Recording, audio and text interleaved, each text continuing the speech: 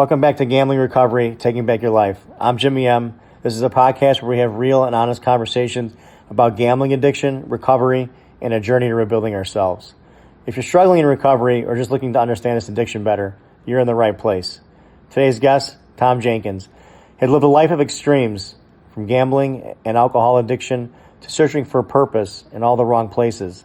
He's experienced the highs, the lows, and everything in between. Originally from the UK and now living in Colombia, Tom has spent years trying to understand what was really driving his addictions and what recovery truly means.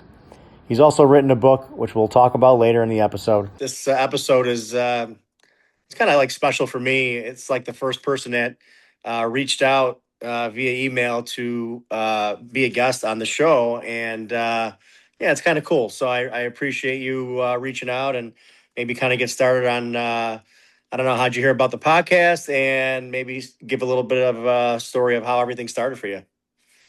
So I'm delighted to be here and to be speaking with you. And I was just looking at shows and podcasts that help people that are dealing with all different issues and addictions, and it's something close to my heart.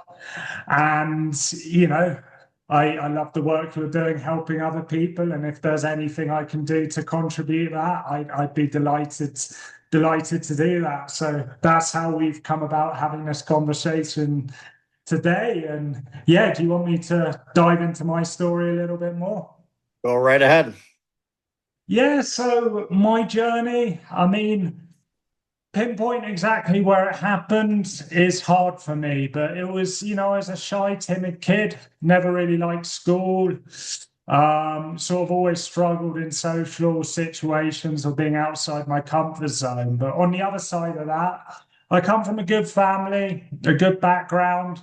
Like all the decisions I made have sort of been self-inflicted and self-destructive. And, through time, early teenage years, just lost a huge amount of self-confidence. And from there, I began to drink, I began to gamble, and then it's sort of a snowball effect down, well, then you're relying on drinking and you're relying on gambling, so then you feel less confident, so you drink more and you gamble more, and it's sort of a race to the bottom. Now, I was never, gambling, drinking, they sort of came hand in hand to me, and I was never a everyday drinker or an everyday gambler. I'm sort of more a British style binge drinker, binge gambler.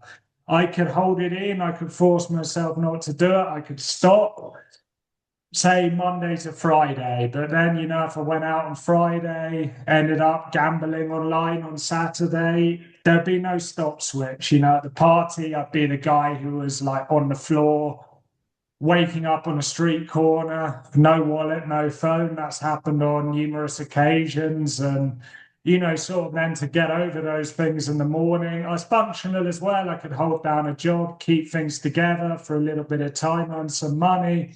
And, then I'd end up online gambling, starting off a little more sensible in inverted commas, saying it's fine, betting on sport, football, soccer, things I know.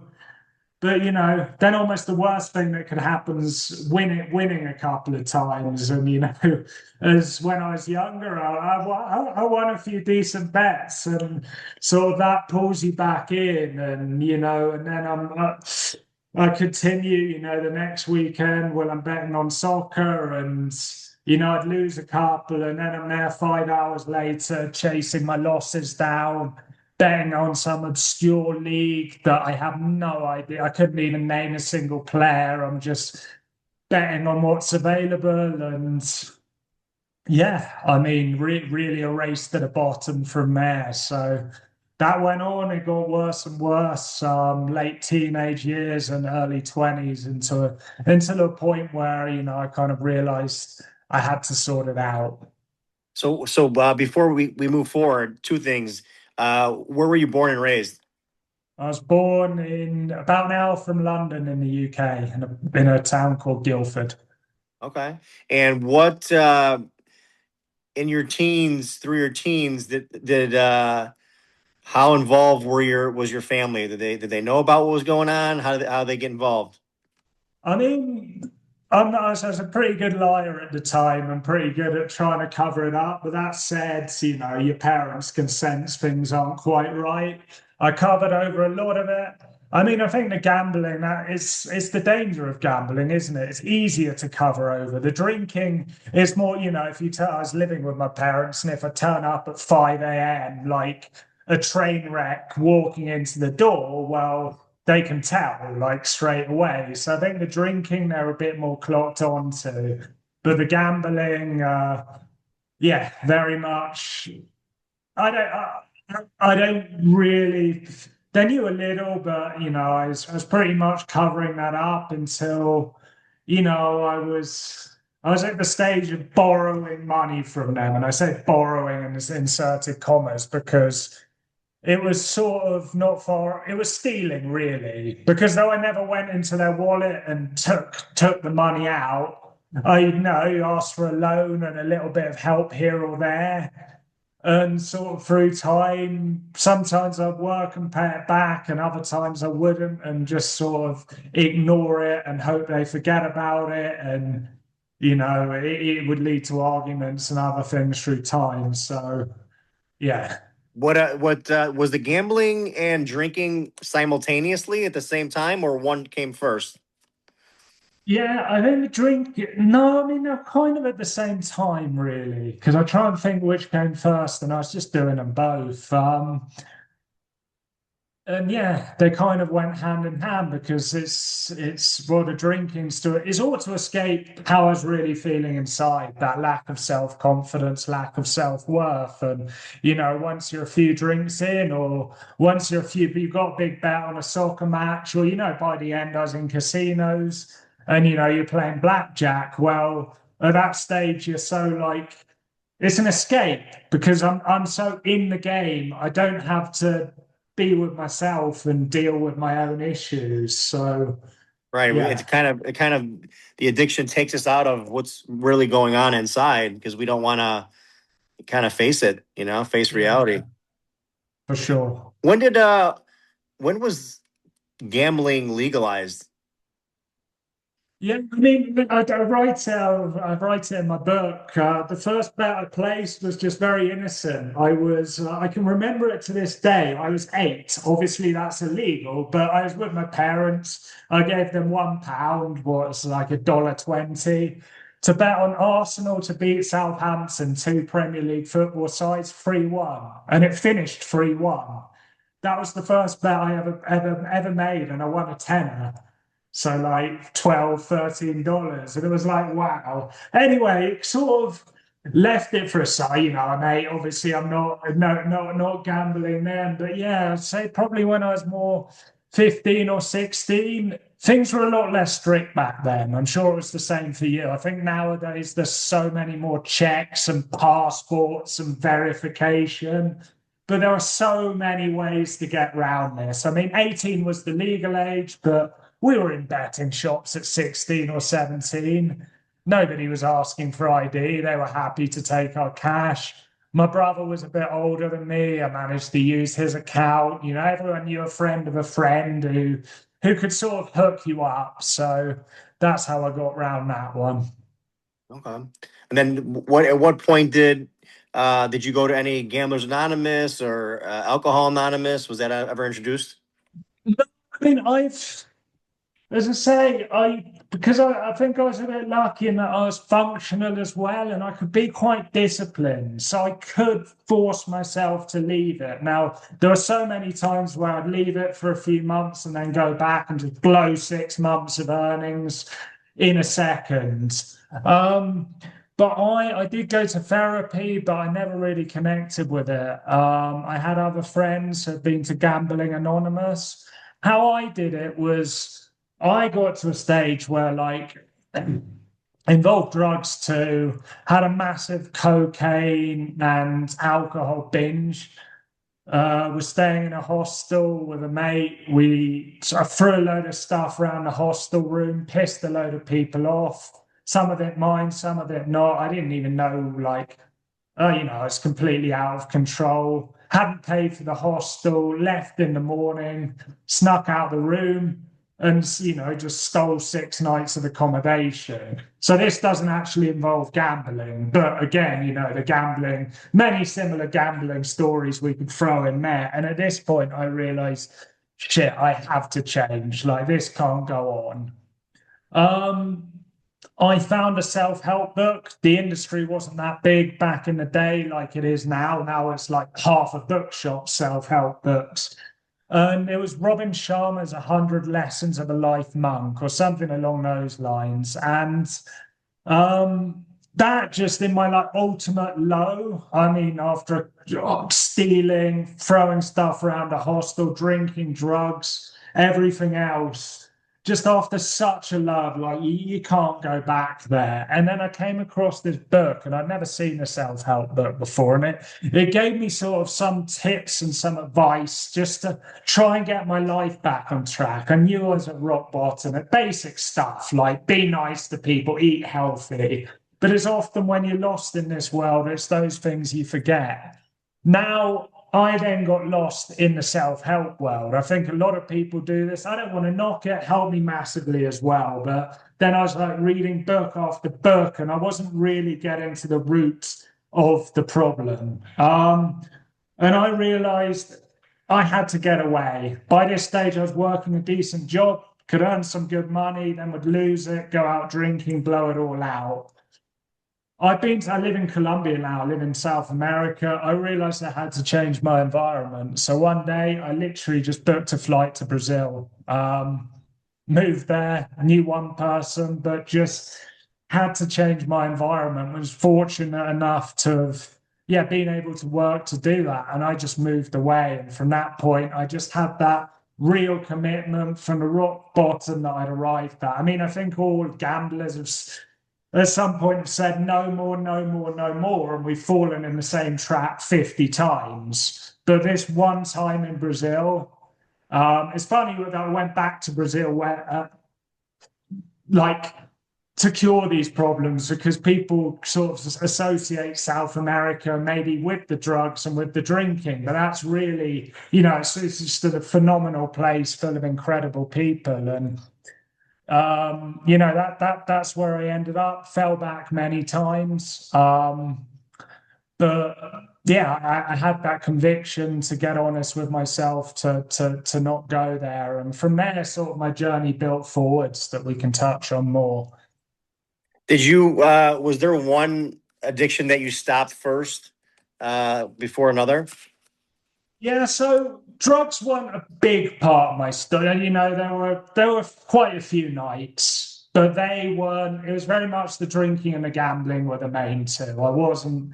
It was sort of, well, if the drugs appeared, sure, go for it. But the two came hand in hand, though the gambling pulled me in more because I knew from the first time I drank I didn't like it. I was 14, I think, when I first got completely drunk off my face, and I knew this wasn't for me. But that escape sort of kept pulling me in, even though I never enjoyed it. But the gambling, I felt I did enjoy more. I felt it pulled me in more. Even now, I can't even remember the last time I placed a bet. We're going probably 10 years, maybe even longer.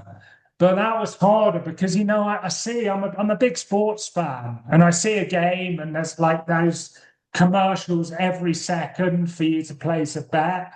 And, I think all gamblers relate to this. We think we have an edge, we think we can see something that the bookies have got wrong. And, I'm a statistical analytical guy as well. So, like or maybe I think they've got this one right. So that pull was always there. And yeah, there were slip ups as well.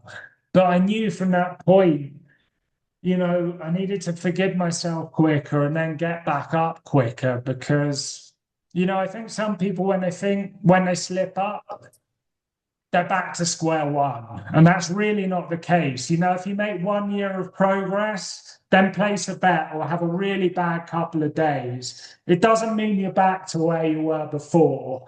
You've had a year of experience of sort of building on not gambling. And, I was lucky to catch myself when I did slip up. Yeah, I think that's important for people who relapse. If you're clean for 60 days or 90 days and you relapse, yeah, I mean your start date starts back at one, but it doesn't mean that those 60 days or 90 days is all for nothing. You still were able to stop and learn a lot in those 60 to 90 days. Yeah, for sure. So you're in Brazil. Are you still in Brazil at this time I'm in or Colombia now. I've been in Colombia? Okay. Colombia 9 years. So what Moved goes on from on? Brazil. So where are you at in Colombia at this point? I'm about an hour from Medellin, up in the mountains. Okay. Doing some hiking, some soul Yeah, searching. yeah. Yeah, big hiking person, big. I love growing food. I mean, that's my big passion. So, yeah, regenerative agriculture and all of that stuff. So I've got a garden absolutely full of everything. Recently moved in here, so that's where I spend most of my time that I used to waste on drinking and gambling. Okay. So then how did the recovery process start as far as you stopping um, alcohol, drugs, gambling? When did that really like start to take shape? And even like your character change, like anything you noticed about your character changing too? So a big part of my story, I say I came to Brazil, I think I was about 23, 24. I then moved on to Colombia after that. And as I say, through sheer willpower and getting honest with myself, I slowly began to leave things behind, as I say, falling back here or there, relapsing. Um, but I still struggled deep down with that inner self-confidence, and it did begin sort of a snowball effect down with the drinking and gambling. It was a snowball effect up, when you have that temptation to place a bet and you don't do it and you manage to get through it, it gives you that little bit of confidence up. Then when you're out, when it's a Friday night and you get invited out, I don't know, to the pub or wherever, and you don't do it, or you go and you have an orange juice or whatever. It's again that little step up. And then, you wake up in the morning with more energy, more confidence, more passion, and you start doing things you really enjoy. So those little steps up help massively. But what I struggled with was really from 23, 24 to 30, finding my passion, finding who I really was, and getting to the bottom of that confidence. And one thing I don't know that really helped me is I'm not sure how familiar you are with this, is ayahuasca and psychedelics. I heard about it. I heard it's pretty amazing. So yeah, it's phenomenal for me. As I say, it sounds weird when we're talking about drugs, alcohol, gambling, and now I'm talking psychedelic. I always associated these with drugs, and I think when done in the wrong way, in the wrong environment, I'd never condone it. They can be associated with drugs, but where I went, I'm in Colombia to a completely legal, two certified doctors in ancestral medicine and psychedelics. So complete sort of looked after package, responsible, everything done in the way it should be. And I was really scared, because I've had bad experiences with drugs and with alcohol before, but the guy I still work with now had talked about ayahuasca. I'd heard about it from more podcasts and stuff like that. And, I was sort of still searching for, well, why am I still struggling? And I thought, well, I'll just give this ayahuasca thing a go.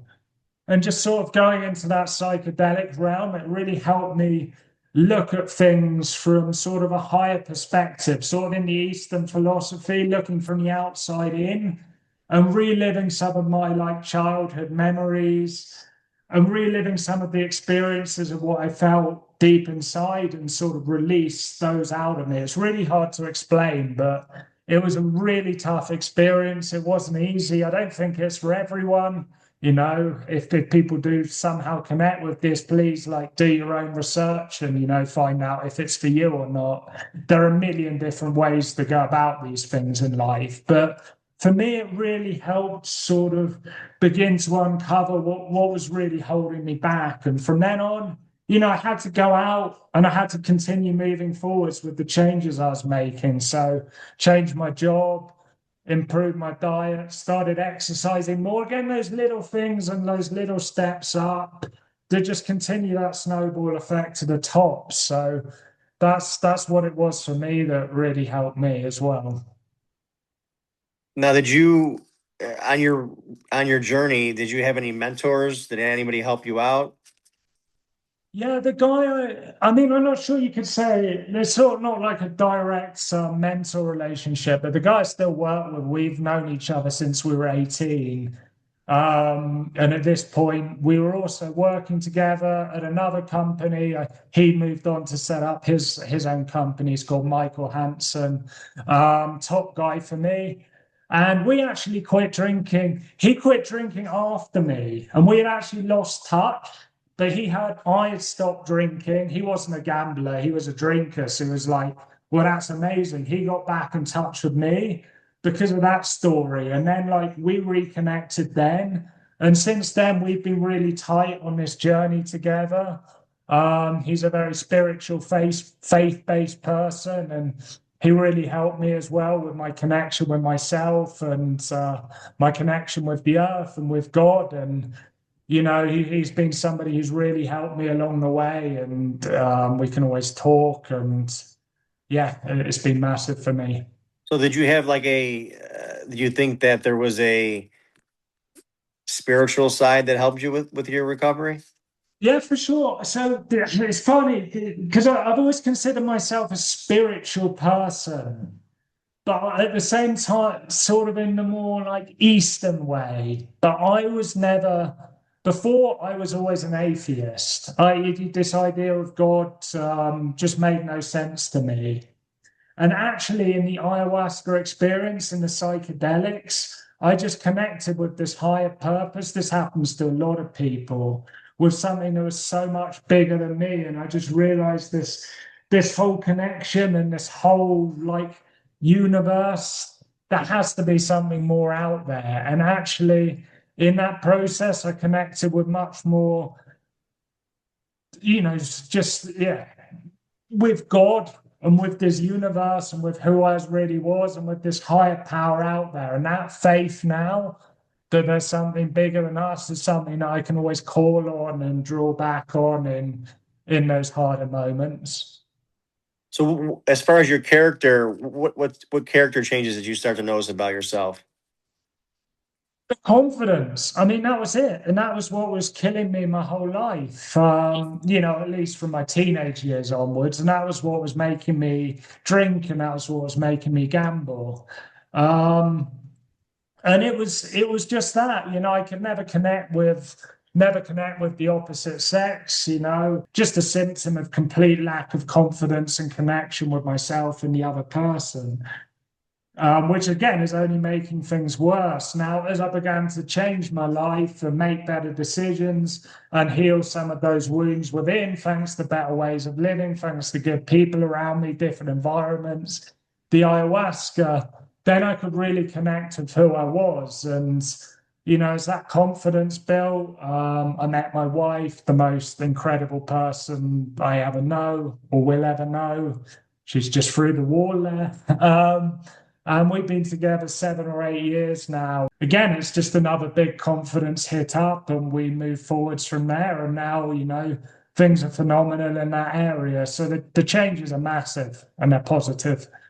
So you, what about your relationship with like French friends? How did that, was that, were you able to make more friends too as the more sober you got from gambling and drinking?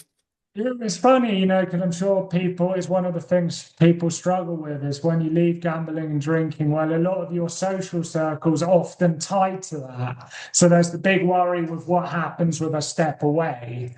And, I think there always are in any group some negative people who it's great to step away from. But, there are a lot of good people back in my past as well at this time. And, luckily I've always been a sportsman, and, it was another area I could immediately connect with. So gave another passion that I was able to spend more time dedicating to. And, spend time playing sports instead of going out and drinking. And through time and through other passions, as say love hiking, love growing food, you begin to meet other people who are sort of more in line with where you want to go now, rather than friends tied to drinking and gambling. Well, now they're friends tied to the actual passion I have.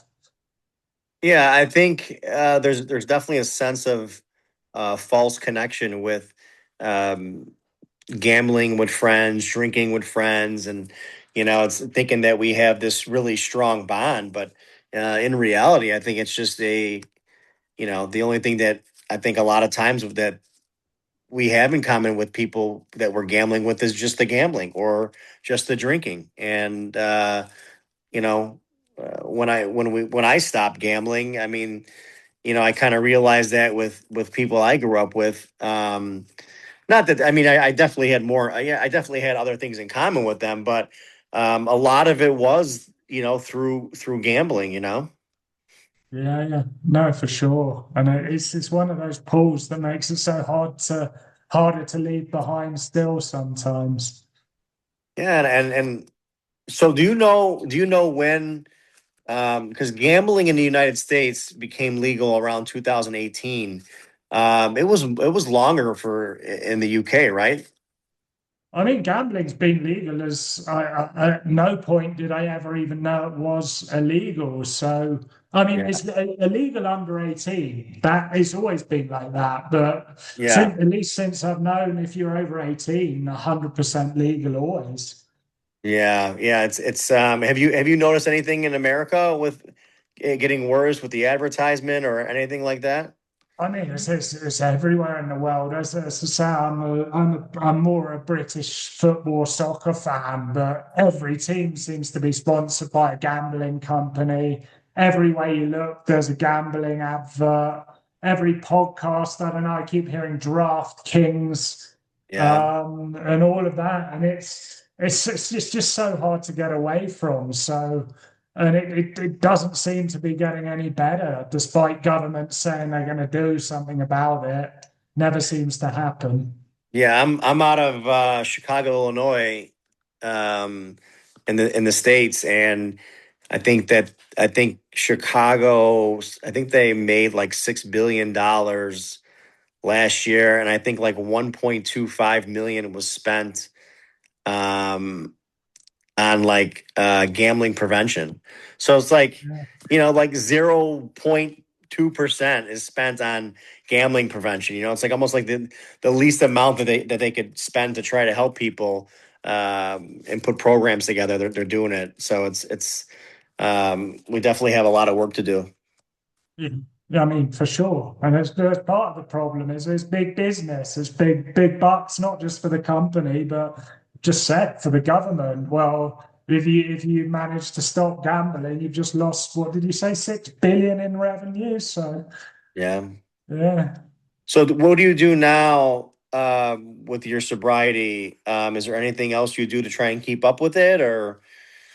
No, just trying to live as good a life as well. So the connection with my wife helps massively. The faith I now have with God helps me massively.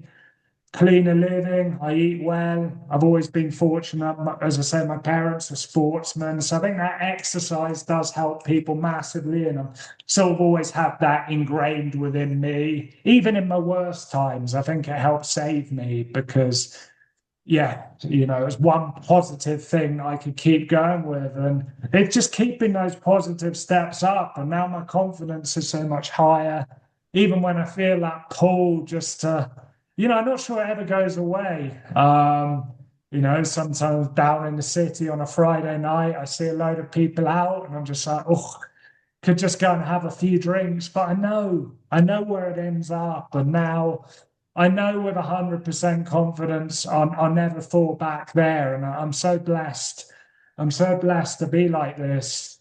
And it's why I wrote I've just wrote a book on my life, The Drunk Gambler with Erectile Dysfunction, to try and share my journey and help other people who are still in those situations. And it's why I respect so much people doing podcasts like you're doing, Jimmy, and it's why we're here talking now, as I shared at the start. Yeah, I appreciate that. So tell me a little bit more about your book. What got you to thinking to do this book? It would have been the book that I wanted to read as an 18, 20, 16 year old. I felt like I was alone. I felt like I was the only one. I'm sure some of your listeners will relate to this. I'm the only one with this gambling or drinking or sexual or erectile dysfunction problem, whatever it is. I felt like I was not alone and I didn't know sort of the steps or the guides. And I just try and write my book as an honest story. And if it can help people, great. And, if it's not for them, well, hopefully they still enjoy reading it anyway. But I just wanted to write something that could get out there and help people. I found it a cathartic process for me. And, I think just touching on the alcohol, the drinking, the gambling, the drugs, and the self-confidence and sexual problems together, it was sort of like a big cake for me. And putting all of that together, it was a massively beneficial process for me. And, I've had a lot of positive feedback so far that it has been for other people reading it. So hopefully, if anyone relates, it's on Amazon or thedrunkgambler.com is the website. So you can find more info there. And if you relate, check it out. Yeah, yeah, thanks. I appreciate that. And I think that's, one of the key miracles of sobriety is to help the next person out. I mean, it's a blessing to be able to experience finally getting the joy back in our lives, but I think it's a little less meaningful if we can't spread that sobriety and joy into other people's lives. Yeah, 100%, 100%. So to kind of close it up, what would you do? You have any advice for somebody struggling with what you kind of struggle with, and even gambling? I mean, what works for me is different to what works for you and for everyone else. So I really only, can share my side of it. But Sure. you're not alone. And forgive yourself. We've all made mistakes, and I couldn't be in this position I am today, as I'm sure you couldn't too, Jimmy, without making the mistakes that you've made in the past, be it gambling, drinking, drugs, whatever else. And it comes back to the old cliche that the past is in the past. And if we keep living there and beating ourselves up for that, what are the chances that we're going to make the same mistake in the future is going to be higher. So come back to connect with yourself and that faith of where you really want your life to go. And if you know you want your life to go without gambling, without drinking, without drugs, without whatever it is for you, connect to that higher purpose and that faith of where you're going. Forgive the past, thank the past for where it's taken you today, and then share and get help if you need to. You're not alone. There are so many groups, resources like this podcast and whatever else that can support you through your first time. And the last thing we touched on is the relapsing. I think, it's not necessary. There are many people who do never relapse, but there are also many other people who do. And it does not mean you're back at square one. You slipped up, you made a mistake, forgive, be thankful for it, and stand back up again and connect back to your higher purpose and your faith of where you want to go. Yeah, well said. I think it's very important, like you said, with the relapsing. Whenever I get a phone call from a member about relapsing, I just always tell them right now the most important thing to do is just get back in the rooms or get back in your recovery. Because a lot of people who relapse they never come back, or they never stop their addiction after that. But I do think, like you said, it's there are people who don't ever relapse, and but I've seen. I think relapsing for a lot of people, it's a part of the recovery process. But again, the most important thing is to get back into the rooms, get back into your recovery community. It's kind of common. It's definitely not recommended, but it's definitely more common. Yeah, for sure, 100%. Yeah, so I appreciate you coming on the podcast. I'm looking forward to seeing how well the book does. Hopefully, it connects with a lot of people. I think it's like my sponsor kind of always told me, we can't save everybody, but if we are able to really help that one person or help save one person's life, that's one person's life that we help save. So, I hope that somebody reads your book and really connects on a level that gives them that extra hope that they need. Thank you so much. And the same with this podcast. I know you've already helped a lot of people and continue going upwards. Thanks. I appreciate your time today, and thanks for reaching out. It's like I said, it's special that you reached out and were willing to come on the podcast and kind of just be vulnerable and open to your journey. I appreciate it. All right, thank you. Likewise. All right, take care, Tom. If you or someone you know is struggling with gambling, help is available. You can call 1-800-GAMBLER for support and resources. I'm Jimmy M, and I'm a compulsive gambler.